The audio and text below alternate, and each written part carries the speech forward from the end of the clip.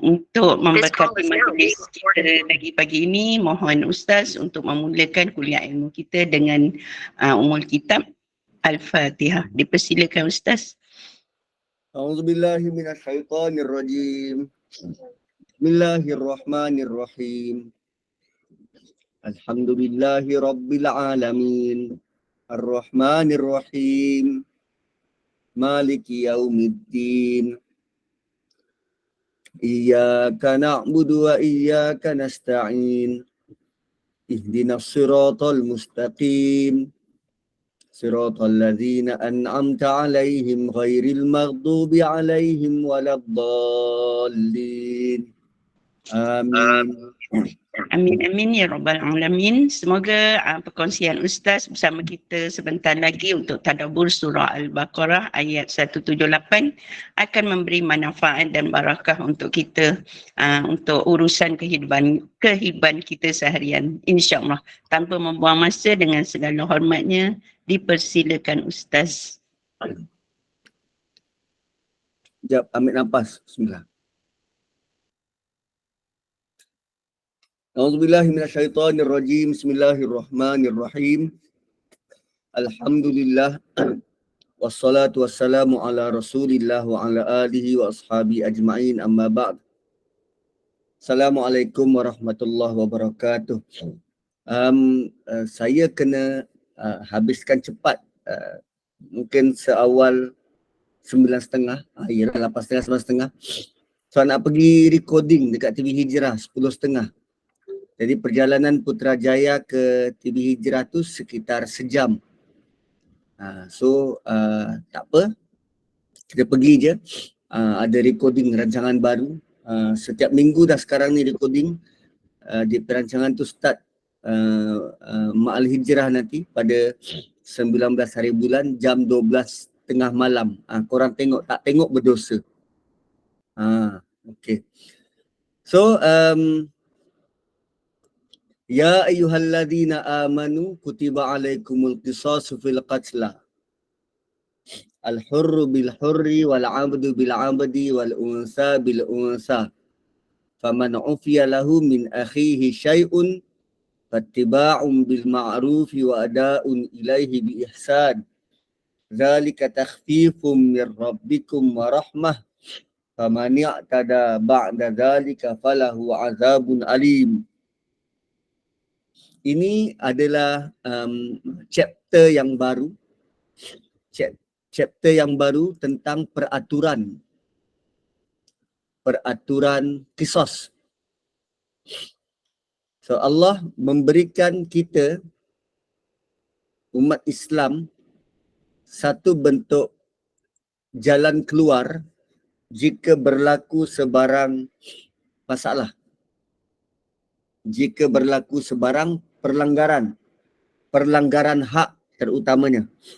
Kalau pelanggaran hak pada Allah, syirik, riak, sum'ah, takabur. Kalau pelanggaran hak tu pada Allah, apa yang kita perlu buat ialah bertaubat dan buat islah, buat tambah baik. Tapi jika pelanggaran tu melibatkan hak manusia lain, sekarang Allah beri panduan. Apa yang perlu dibuat? Bukan ikut kepala kita sendiri. Bukan kita rasa-rasa, nanti dia okeylah tu. Tak. Jika nak ada panduan, dan jika kita tidak dapat panduan ini, manusia tak mungkin dapat fikirkan jalan penyelesaian terbaik. Itu realitinya. Kalau diharapkan otak kita memikirkan apa jalan penyelesaian terbaik perkembangan manusia, kita tak akan dapat kata sepakat dan persetujuan ramai. Tak mungkin. So antara peraturan yang Allah beri adalah hukum qisas, balas balik. Hukum qisas, balas balik. So apa yang balas balik ni? Al-hayyu bil hayyi. Orang merdeka dengan orang merdeka. Selalunya balas balik ni dalam perkara-perkara yang melibatkan pembunuhan. Qisas fil qatli. Qisas fil qatla. Qisas dalam pembunuhan. So orang merdeka dengan orang merdeka. Hamba dengan hamba.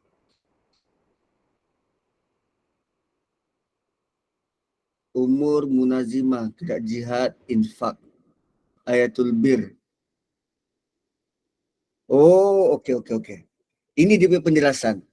Kita masuk bahagian kedua, separuh masa kedua surah Baqarah. So, dia akan bincang empat benda besar. Dan bila sebut tentang peraturan ni tuan-puan, subjek ni akan jadi dry. Dia akan jadi membosankan. Alah, tentang hukum ustaz, yang ini kita belajar fiqah. Ya.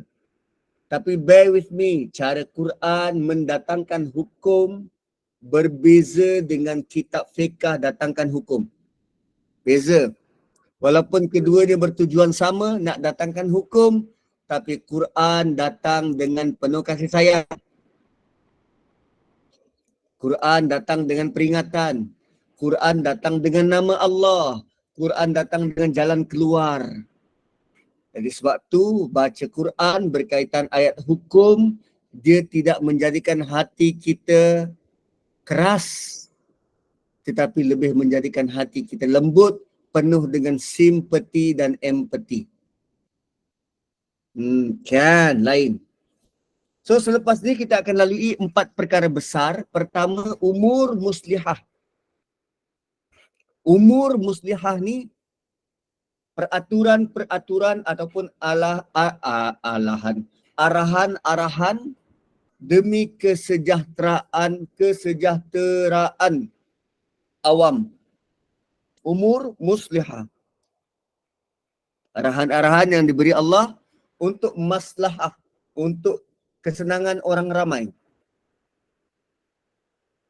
Kemudian yang kedua, umur munazzimah. Umur munazzimah. Umur munazzimah ni maksudnya arahan-arahan berkaitan dengan hal ehwal kehakiman. Hal ehwal kehakiman. So hal ehwal kehakiman ni bermula ayat 178 ni lah. Hukum qisas ni hal ehwal kehakiman. Gitu. Hal ehwal kehakiman. Yang umur muslihah tu mana? Atas 177. Untuk kemaslahatan awam. Umur muslihah. Kemudian peringkat ketiga nanti kita akan lalui tentang jihad. Tentang jihad. Dan fasa kedua ini ditutup dengan infak. Infak. So kita masuk ayat 178 dan kita akan lalui 10 ayat akan datang sampai 188 tentang umur munazzimah, hal ehwal kehakiman. Hal ehwal kehakiman. So mana-mana hakim ataupun pendakwa raya, mereka akan mahir ayat-ayat ni.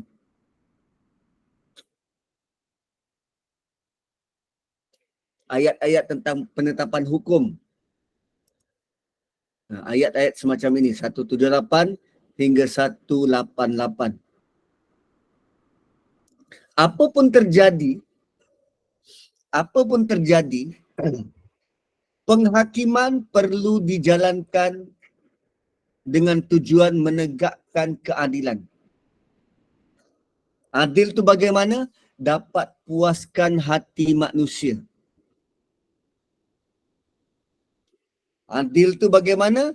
Supaya perkara itu tidak berpanjangan. Adil tu macam mana? Supaya hilang rasa mahu balas dendam.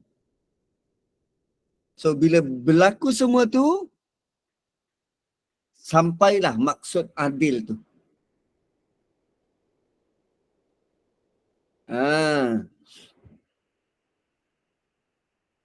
Sebab bila tidak mencapai maksud itu, maka adalah ketidakadilan yang berlaku.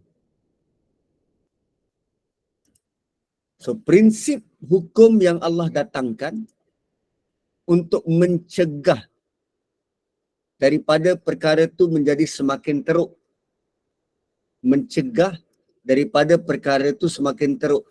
Bayangkan kalau tak ada hukum qisas dan kita membenarkan aktiviti balas dendam. Akhirnya mangsa tu yang dibunuh seorang. Kan yang dibunuh seorang. Bila kita benarkan, bolehlah balas dendam. Tak ada hukum qisas. Lalu orang yang nak balas dendam ni dia akan bunuh sekampung. Dia punya indikator, penanda aras dia, sampai puas hati. Daripada dia bunuh seorang, dia habis bunuh satu kampung. Tengok macam filem penipuan yang pernah kita lihat di TV. Filem Rambo. Habis satu negara. Dia seorang je. Dia ditembak tak mati. Dia menembak pasti mati. Nah tu Rambo. Kerana dendam, habis satu kampung dibunuh. Dan dia balik disambut dengan rasa bangga oleh kawan-kawan dia. Maka sebab itu Allah turunkan peraturan undang-undang yang adil. Benda ni sangat penting. Sangat penting kerana akhirnya pihak yang berbalah akan diselesaikan masalah tu hingga hatinya puas. Bila hati puas, hati tak ada rasa grudge, tak ada rasa dengki dan dendam, kita akan mudah kembali bersatu, kembali berbaik-baik. Itu tujuannya. So jom kita lihat. Ya ayyuhalladzina amanu, hai orang beriman. Kita kan yang kena panggil ni? Ya. Ayat ini beritahu kita undang-undang ini hanya akan diterima pakai oleh orang beriman saja. So, bagi orang beriman, mereka mungkin rasa ada undang-undang lebih baik rekaan manusia dari apa yang Allah telah tetapkan.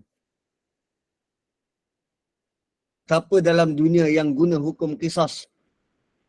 Bunuh dibalas bunuh.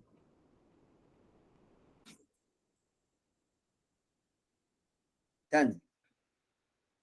Amerika pergi jajah Afghanistan.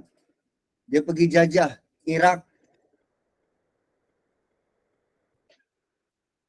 Dia dibalas tak atas penjarahan yang dia buat? Hukum ni tak terpakai untuk mereka. Sebab tu Allah panggil ya ayyuhalladzina amanu. Balas bunuh.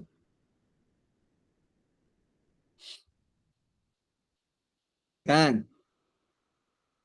Maka apa yang kita guna? Kita juga guna hukum yang sama. Pembunuh akan dihukum mati. Tapi lately kita dah ubah cara kita berfikir. Ubah cara kita berfikir. Nasib baik aku tak nampak orang yang buka aurat tu.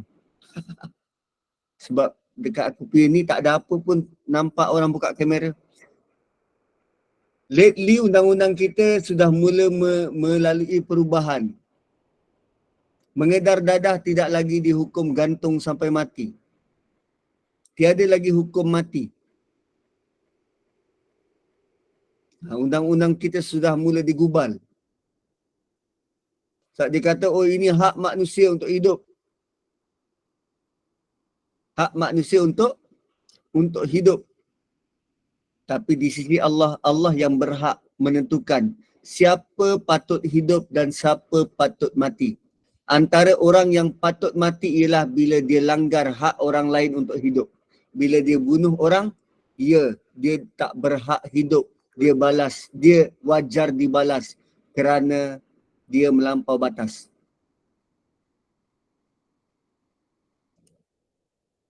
Nyawa adalah satu yang sacred.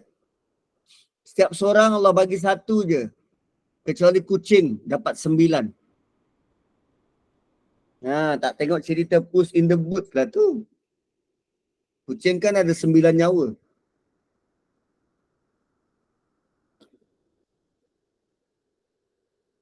Kita manusia ni ada satu. So nyawa sangat berharga. So kutiba alaikumul qisas. Diwajibkan ke atas kamu hukum qisas. Qisas adalah salah satu dari hukum-hukum had, hukum hudud. Jadi maksud bunuh balas dengan cara yang adil. Bunuh balas yang sama rata.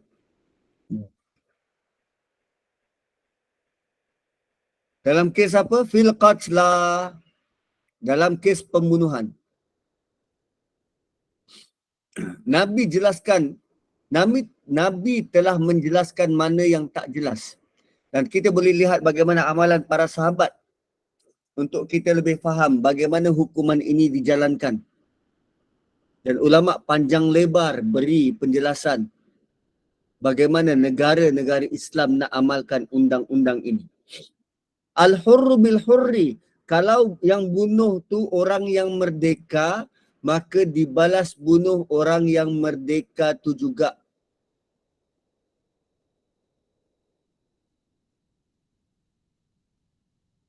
Maksudnya macam mana ni? Kalau yang dibunuh tu seorang merdeka dari satu pihak, kena cari orang yang membunuh, bukan cari dalam kalangan kaum dia. Tak. Siapa yang bunuh, dia yang bertanggungjawab. Sebab Allah kata apa? Al-hurru, ada alif lam. Dia spesifik. Ada alif lam, dia spesifik. Dia tak boleh ganti dengan orang lain. Saya bunuh A. So pihak A akan bunuh kawan saya. Oh tak. Bukan begitu. Kadang-kadang yang membunuh tu ketua kaum. Dia paksa pula anak buah dia untuk jadi kambing hitam. Oh, ni tak boleh. Sebab berlaku zaman jahiliah dulu, yang membunuh ketua. Tapi bila masa balas bunuh, dia serahkan nyawa hamba dia. Kan tak pasal-pasal, hamba tu dah lah tak bersalah. Jadi kambing hitam. Menggantikan nyawa dia. Itu yang dibuat oleh Abu Lahab. Perang Badar, dia sewa, dia bayar orang untuk ganti dia berperang. Dan orang tu mati. Orang tu mati, dia hidup. Itu dibuat oleh Abu Lahab. Wal abdu bil abdi, hamba dengan hamba, wal unsa bil unsa, perempuan dengan perempuan. Kalau yang membunuh tu seorang perempuan, perempuan itu perlu dibunuh, jangan ada rasa kesian. So, ada yang sangka kalau yang dibunuh itu orang merdeka, maka yang kena dibunuh tu merdeka pula. Bukan begitu. Takkan kalau yang membunuh tu seorang hamba dan yang dibunuh pula orang merdeka, kena cari balas orang merdeka pula. Tak. Yang kena bunuh adalah hamba yang membunuh itulah. Bukan cari tuan dia. Kalau hamba tu membunuh, dia yang bertanggungjawab. Hukum qisas ini akan memberi kepuasan kepada ahli keluarga mangsa. Dan penting diberi pilihan kepada ahli keluarga mangsa untuk balas balik dengan cara itu. Sebab hanya itu yang boleh datangkan rasa puas hati. Ini fitrah yang Allah simpan dalam diri manusia. Sebab tu Allah paling tahu tentang kita. Kan, qisas juga sama macam apa, kalau saya tempeling orang, dia boleh balas tempeling yang sama. Hukum balas balik. Kalau upah orang untuk bunuh yang mastermind terlepas lah Ustaz. Oh tidak. Itu dalam kes yang lain. Itu dalam kes yang lain. Itu itu dalam hukum apa ya? Pemberontak. Itu ada kes dia. Katalah kita buat rompakan. Kita 5 orang ni sepakat buat rompakan. Perompak A, B, C dan D. D mastermind. Dia tak masuk kedai tu. Dia mastermind. Dia tunggu kat kereta. Dia tunggu kat kereta. B, dia jaga pintu. A, dia pergi pecahkan, dia pergi ragut, dia pergi rampas. C, dia pergi bunuh pengawal. Okey? Yang C dia bunuh pengawal. Bila disabitkan kesalahan, hukuman yang dikenakan berbeza. A kerana dia ambil, dia kena potong silang. Tangan kanan, kaki kiri. Tangan kanan, kaki kiri. Potong silang. C kerana dia bunuh, dia kena balas bunuh. Dia kena balas bunuh dan dia punya mayat perlu digantung. Perlu dipertontonkan. B kerana dia hanya jaga pintu, tak terlibat mencuri, tak terlibat bunuh orang, dia jaga pintu, dia bersubahat. Dia kena buang daerah. Sama macam D. Dia mastermind, dia kena buang daerah. Dan dipenjara. Lain.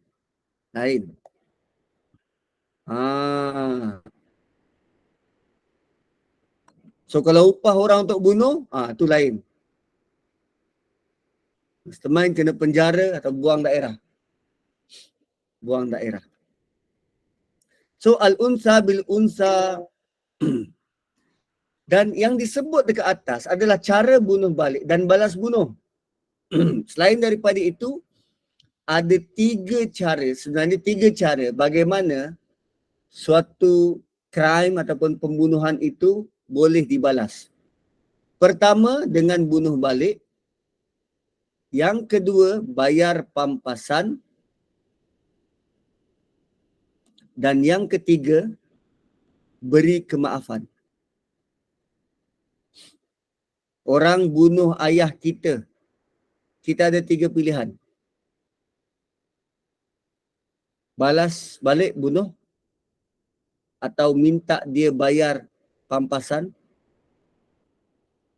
atau kita maafkan dia. Kita maafkan dia. Kemudian Allah kata, faman ufiya lahu min akhihi syai'. Siapa yang dapat kemaafan dari keluarga waris. Siapa yang dia pembunuh, tapi keluarga waris memaafkan.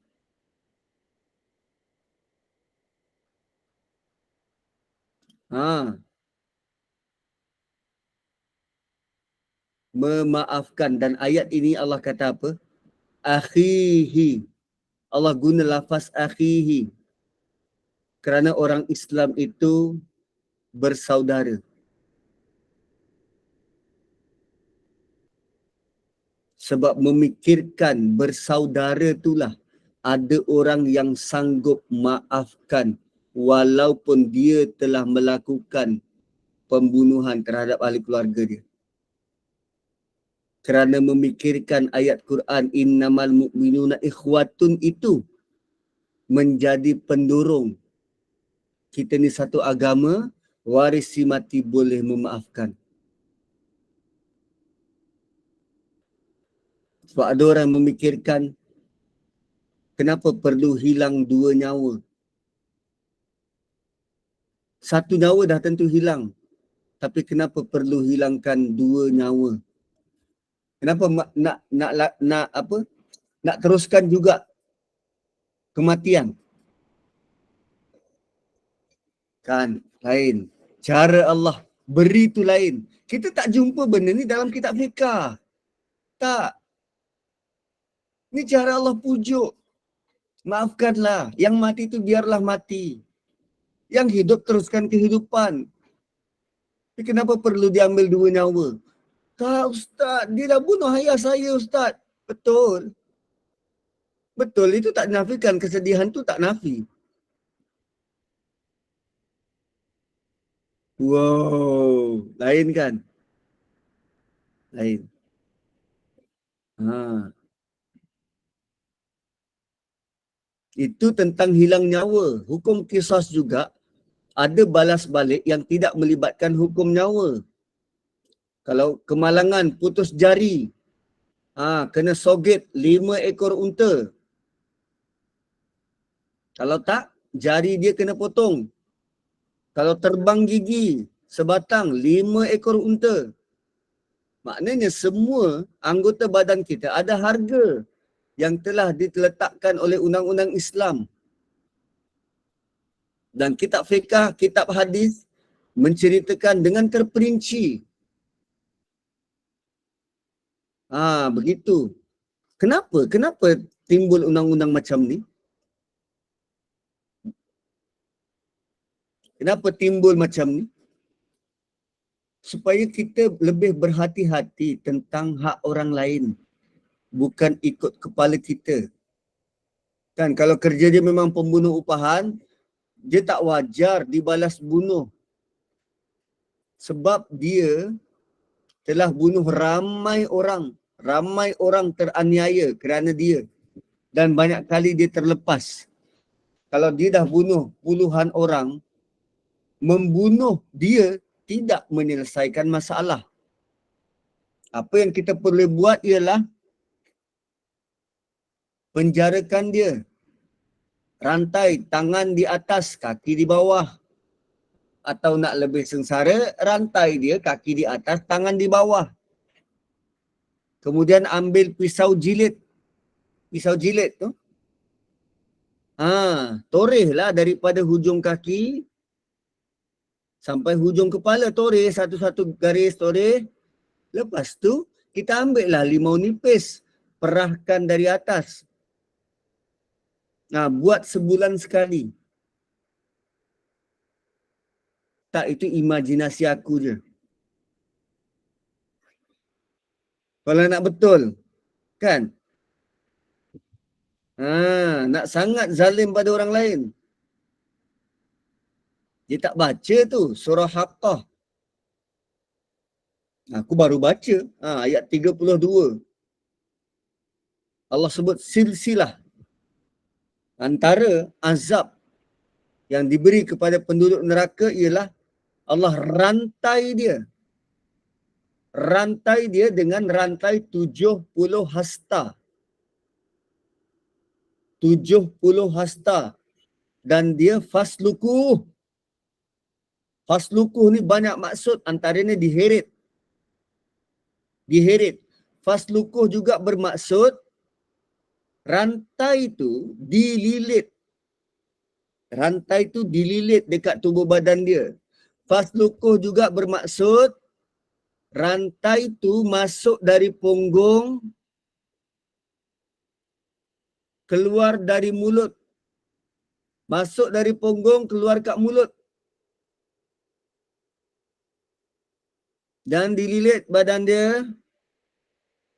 Dan digantung untuk dipanggang.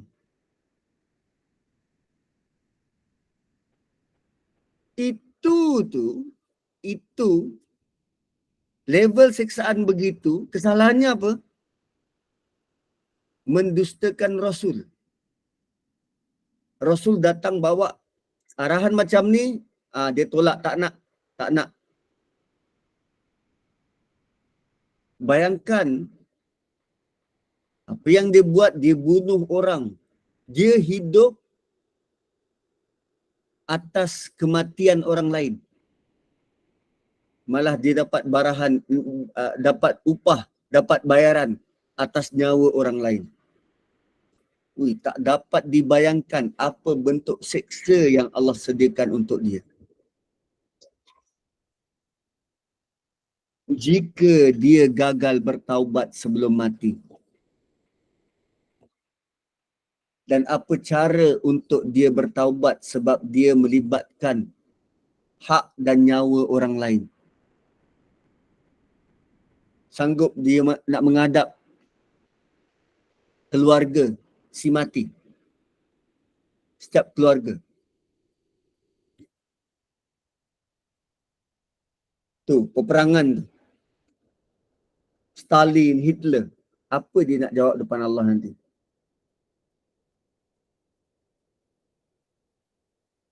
Tu Yahudi yang sedang hari-hari menindas Palestin.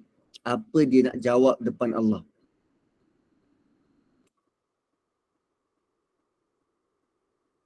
Oh.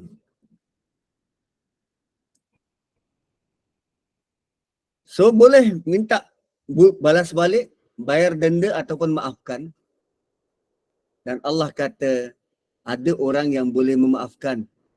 Faman ufiya lahu, siapa yang dapat kemaafan dari keluarga waris, fattiba'un bil ma'ruf, maka hendaklah disusuli dengan cara ma'ruf. Katalah saya pembunuh, saya bunuh ahli keluarga Puan Intan. Dan kerana Puan Intan dia tengok, oh ini ustaz aku ni. Aku maafkanlah dia. Yang mati itu biar mati, tak perlu ada 2 orang mati. Maafkan. So tindakan saya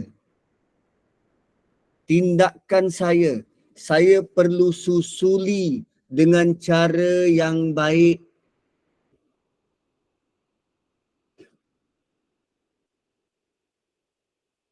Susuli dengan cara yang baik, kena buat baik pada keluarga si mati. Kalau yang mati itu ketua keluarga, kita tampil untuk tolong dapatkan nafkah, cari duit untuk bantu. Kehilangan tu orang yang kehilangan.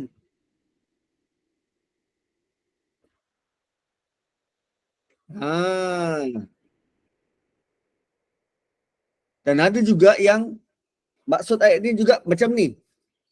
Bila dah maafkan, kadang dia tuntut ganti rugi.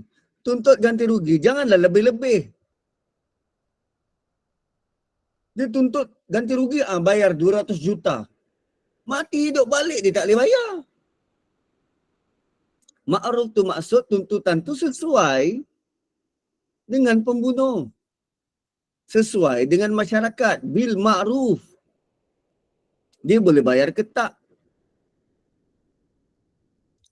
Antara sebab bayaran ganti rugi dikenakan supaya pembunuh tu menyesal. Tak buat lagi. Kan kalau dia tak mampu bayar, memang taklah. Dan naklah pembunuh itu bayar kepada mangsa dengan cara yang baik. Wa ada'un ilaihi bi ihsan. Pembunuh itu kena tunaikan dengan cara yang ihsan, dengan cara yang baik. Zalika takhfifum min rabbikum. Inilah bentuk keringanan dari Tuhan. Apa maksud keringanan kat sini? Apa yang dia buat ni kesalahan berat. Dia bunuh. Dia tarik nyawa orang tanpa persetujuan Allah. Allah tak setuju. Kerana nyawa manusia ni berharga. Malah Allah haramkan perbuatan tu. Dia langgar apa yang Allah tak suruh. Dah tentu dia berkonsekuensi di akhirat besar. Tapi untuk mengelakkan konsekuensi yang besar di akhirat, Allah datangkan bentuk peraturan. Kau membunuh, kau kena terima pilihan daripada mangsa. Sama ada keluarga mangsa, sama ada dia nak balas bunuh ataupun dia nak minta diat ataupun maafkan. Kalau maafkan dan bayar diat, bayar ganti rugi ni bersekali. Sama ada keluarga mangsa nak maafkan atau tak, terpulang pada dia. Tapi bayar kena bayar lah. Bayar tetap bayar. Sekarang ni Allah utamakan. Maafkanlah dia. Maafkanlah dia dan tuntut dengan cara yang wajar. Dan orang yang membunuh perlu laksanakan dengan yang paling baik. Kalau perlu berkhidmat pada keluarga tu, berkhidmat pada keluarga tu. Berlaku tak realitinya?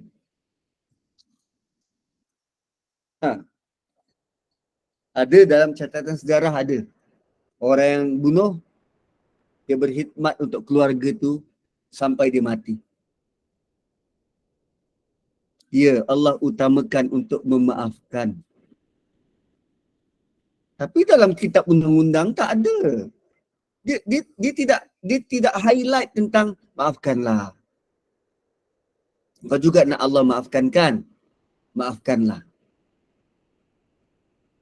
Dan takhfif ringan ni maksudnya ini hukuman ini sangat ringan untuk engkau execute. Kalau engkau tak mampu buat benda ni, bersabarlah untuk hadapi hukuman di akhirat. Zalika takhfifun min rabbikum wa rahmah. Faman ya'tada ba'da zalika, siapa yang melampau batas selepas dari itu. Apa maksud melampau? Dah diputuskan, dia tak buat. Dah diputuskan, dia tak buat. Ini juga terpakai kepada mana-mana bapa, mana-mana suami yang sudah ditentukan oleh mahkamah. Suami kena bayar nafkah kepada anak dan isteri sekian-sekian banyak dan dia tak nak bayar. Itu namanya melampau. Sekarang Allah kata, siapa yang melampau? Famani atada ba'da zalik.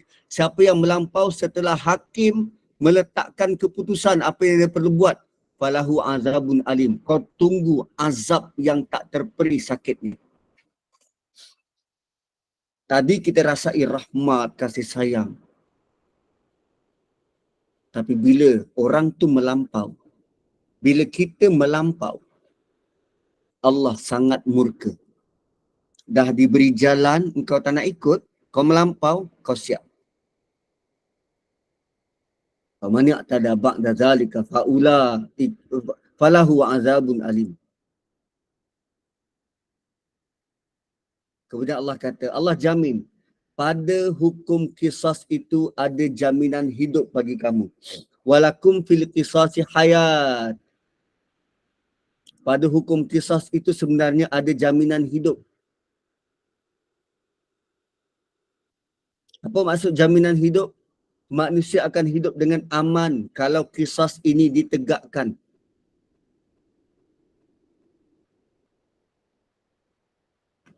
Dan hukum qisas ini selalunya anak-anak muda kaitkan dengan karma. Ini karma, padan muka. Tadi kau buat macam tu, kena balas balik. Padan muka. Tak, dalam agama kita tak ada karma. Dalam agama kita ada qisas. Ada kafarah. Karma ni Hindu.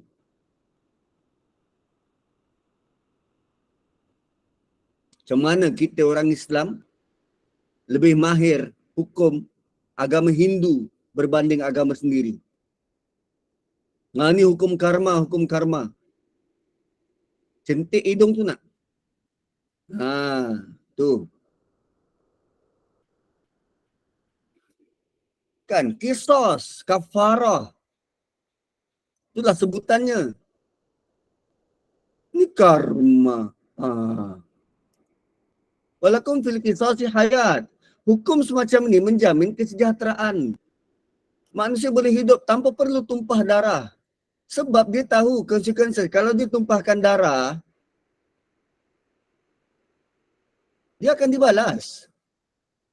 Dia akan dibalas. Manusia berani buat macam tu sebab dia rasa dia tak dibalas. Dia rasa dia tak dikenakan apa-apa. Sama macam kita berani parking dekat parking OKU kerana selama ni kita parking kat situ, kita tidak dikenakan apa-apa. Tak ada orang tegur, tak ada polis tegur. Kita beranilah langgar. Sedangkan tu parking OKU.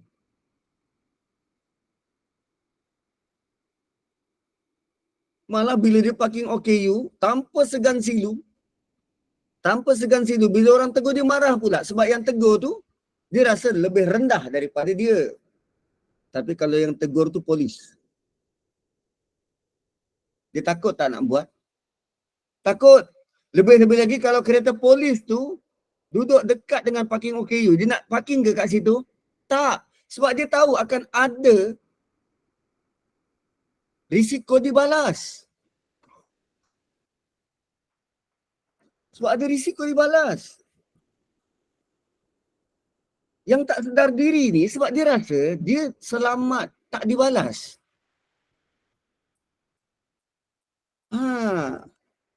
So dengan hukum qisas ni sebenarnya kita boleh hidup tanpa ketakutan. Tak perlu gusar dan risau adanya rompakan dan pencurian. Setiap rompakan dan pencurian tu balas balik, balas. Itu indahnya hukum yang Allah tetapkan.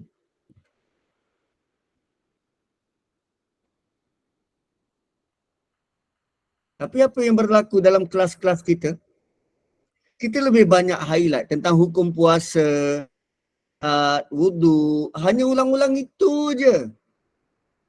Tapi ada tak hudud ni? Ada tak kita jelaskan pada anak kita hukum hudud? Bagaimana Allah tentukan hukum bagi jenayah? Tak.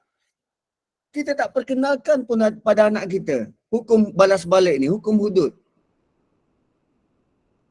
Sebab akhirnya ramailah yang jahil bab ni.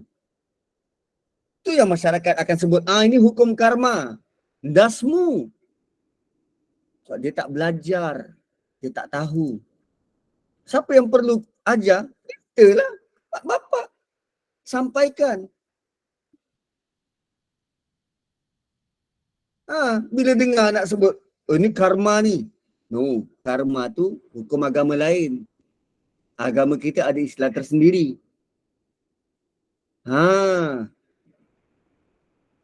Kan. So,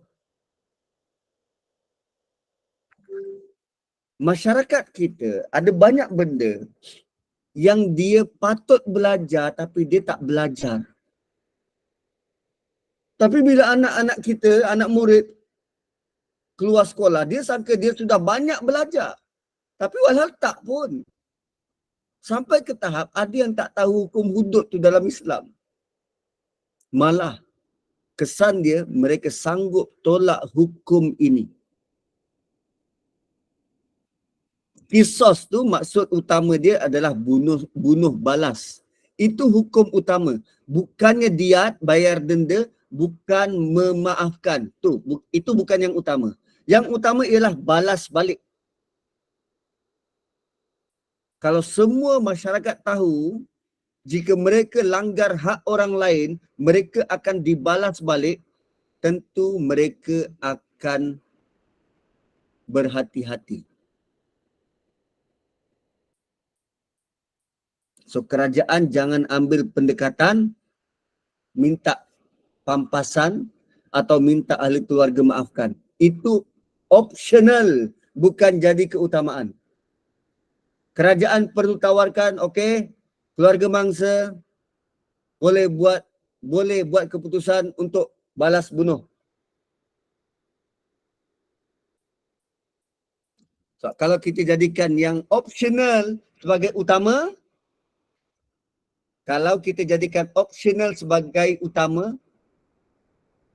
maka ramailah yang tidak takut untuk membunuh. Sebab dia tahu, aku banyak duit. Aku boleh bayarlah nyawa tu. Dan aku ada possibility untuk dimaafkan. Well, satu, Allah yang paling tahu tentang kita, tentang manusia. Allah nasihatkan kita untuk amalkan hukum qisas, balas balik atau balas bunuh. Dan Allah kaitkan dengan siapa? Ya ulil albab, bagi mereka-mereka yang boleh berfikir, bagi mereka-mereka yang ada otak, la'allakum tattaqun, supaya kamu bertakwa. Pada hukum qisas itu ada nilai untuk hidup sejahtera, wahai orang-orang yang waras. Siapa yang menolak hukum qisas, dia tak waras. Dia tak waras. Ini waras bukan waras Jawa tu, kabare waras bukan waras itu. Sebab tu bila ditanya kabare, tak ada orang kata tak waras. Semuanya waras. Sebab tak waras tu bermaksud gila. Ya ulil albab adalah orang yang berakal waras. La'allakum tattaqun. Moga-moga hukum ini dapat menjadikan kamu jaga diri.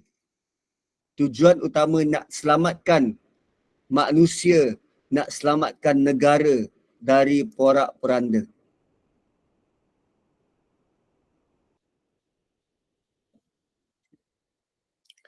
Betul ada unsur dakwah. Tak dinafikan, betul. Cuma tengok situasi yang berlaku tu dekat luar negara, hakimnya non-Muslim, pendakwa rayanya non-Muslim, yang buat jenayahnya non-Muslim, keluarga yang buat jenayah non-Muslim, yang kena orang Islam. Impak dia besar tak? Sangat besar. Impak dakwah tu sangat besar.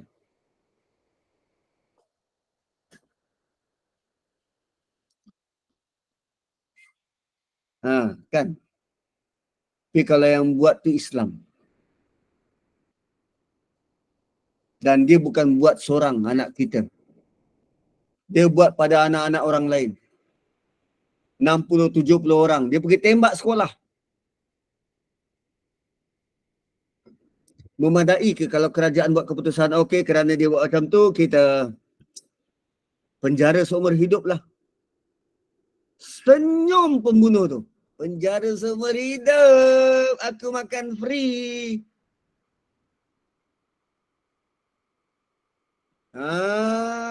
Aku makan free. Itu yang berlaku dekat barat.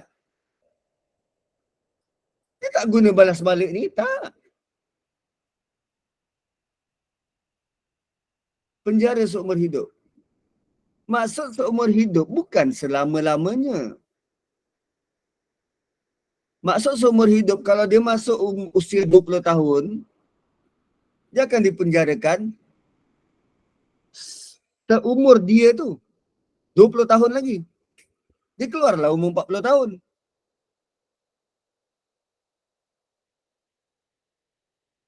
Seumur sewaktu dia hidup buat jenayah tu.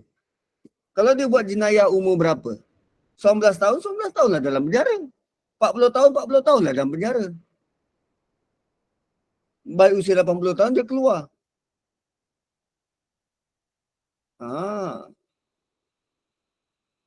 Satu undang-undang yang manusia reka ni, tak, dia tak puaskan hati. Hati kita tak rasa, yes tak. Kita tak rasa, kita akan rasa ralat, kita akan rasa, patutnya boleh lebih lagi, tapi kenapa ini kan? So la'allakum tattaqun, takwa itu akan berfungsi kepada orang yang membunuh dan keluarga mangsa yang dibunuh. Kerana kedua-duanya, kalau memahami prinsip hukum qisas yang mendatangkan sejahtera kepada kehidupan, perkara ini akan nampak jelas kepada orang-orang yang berakal waras. Dan impak dia masing-masing akan jaga diri. Masing-masing akan bertakwa. Jika tidak, kita tak akan nampak keadilan itu ditegakkan. Rasa tak puas hati akan timbul. Rasa, macam-macam rasa boleh. Dan kita akan masuk ayat 180.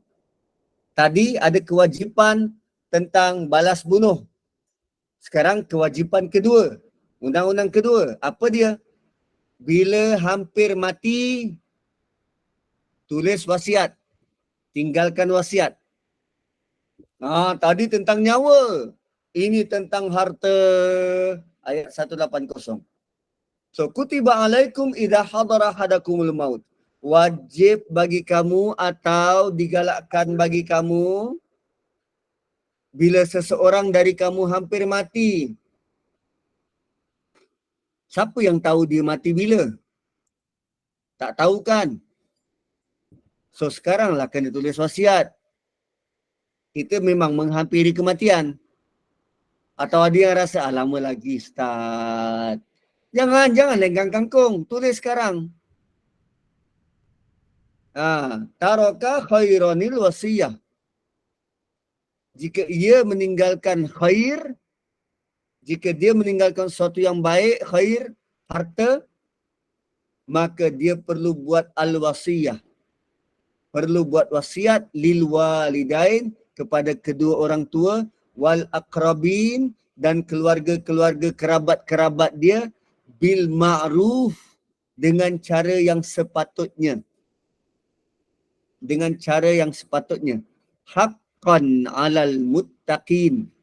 Tadi hukum qisas menjadikan kita lebih jaga-jaga, lebih jaga diri. Dan untuk proses jaga diri seterusnya ialah buat wasiat. Haqqan 'alal muttaqin, kewajipan ke atas orang bertakwa. Ini level orang bertakwa. Saya belum lagi lah Ustaz.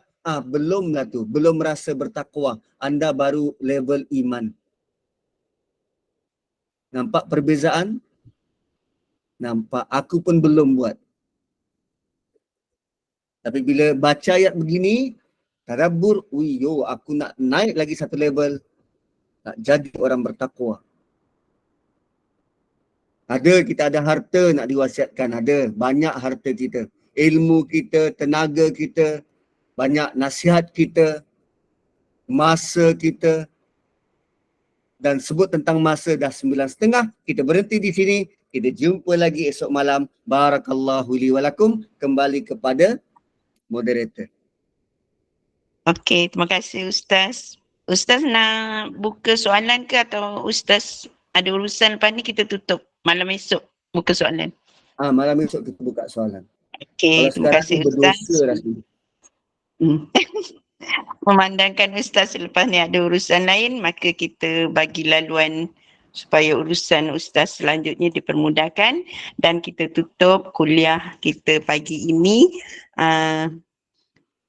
Syukur Alhamdulillah kita dapat banyak pengetahuan berkenaan dengan hukum qisas berkat dari penerangan dan penjelasan yang sangat jelas daripada Ustaz berdasarkan ayat Quran, dan sesungguhnya kita tidak perlu ragu-ragu. Dan seperti Ustaz bagi beritahu, hukum qisas adalah akan memberi kesejahteraan kepada umum. InsyaAllah kita akan terus belajar dan belajar lagi bersama dengan Ustaz untuk kuliah maghrib pada hari Isnin malam esok. InsyaAllah. Semoga Allah Ta'ala izinkan. Tanpa membuang masa, mohon Ustaz tutup majlis kita dengan dengan tasbih Al-Kafarah dan surah Al-As. Dipersilakan Ustaz.